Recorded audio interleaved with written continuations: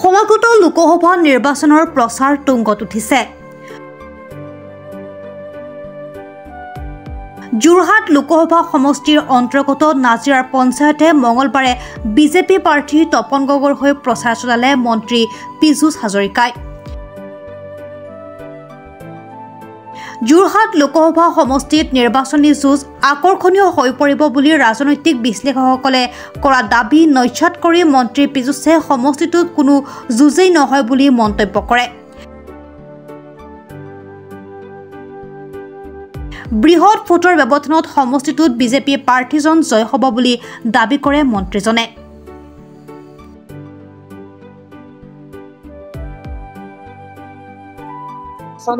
মই জানিব পাৰিছোঁ যে বৰবৰুৱা পঞ্চায়ত য'ত মিটিং কৰি আছিলোঁ এই পঞ্চায়তটোত আমি 1900 ভোটৰ ব্যৱধানত হাৰিছিলোঁ।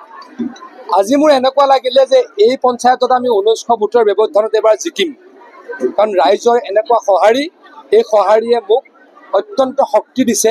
গতিকে আকৌ কৈছোঁ যে বৰবৰুৱা পঞ্চায়তত বিধানসভাত আমি 1900 ভোটত হাৰিছিলোঁ, এইবাৰ 1900-2000 ভোটত বৰবৰুৱাত জিকিম। আৰু এই কথাবিলাকে প্ৰমাণ কৰে যে তপন গগৈ ডাঙৰীয়া দ্বিতীয়বাৰৰ কাৰণে সাংসদ হ'ব আৰু নৰেন্দ্ৰ মোদী ডাঙৰীয়াক তৃতীয়বাৰৰ কাৰণে প্ৰধানমন্ত্ৰী পদত সহায় কৰিব। একেবাৰে কণ্টেষ্ট নহয়, দেখিছে নহয় আপোনালোকে কংগ্ৰেছৰ মিটিঙত 200 মানুহ, আপোনালোকেই বাতৰিত চবতেতো ঘূৰি আছে। কংগ্ৰেছৰ মিটিঙত ক'ৰবাত 200ৰ ওপৰত মানুহ হৈছে নেকি? আপোনালোকে মই সুধিছোঁ, 200-250ৰ ওপৰত কংগ্ৰেছৰ মিটিঙত মানুহ হৈছে নেকি? কংগ্ৰেছৰ মিটিঙত 200 আৰু আমাৰ এটা পঞ্চায়তৰ মিটিঙত 1200। এটা পঞ্চায়ত বৰবৰুৱাৰ মিটিং, মই ৰাইজক সুধিছিলোঁ যে বাহিৰৰ মানুহ আছে নেকি, কৈছে নাই, অকল বৰবৰুৱা পঞ্চায়তৰ মিটিং 1200-1300। ই প্ৰমাণ কৰে যে বিজেপিৰ সংগঠন অতি শক্তিশালী।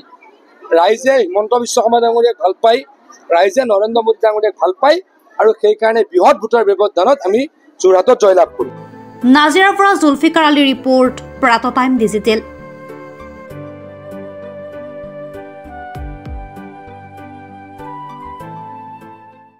শদিয়াৰ পৰা ধুবুৰীলৈ, বৰাকৰ পৰা ব্ৰহ্মপুত্ৰলৈ সকলোৰে মাজত চিনাকি এটা নাম প্ৰাতঃ টাইম।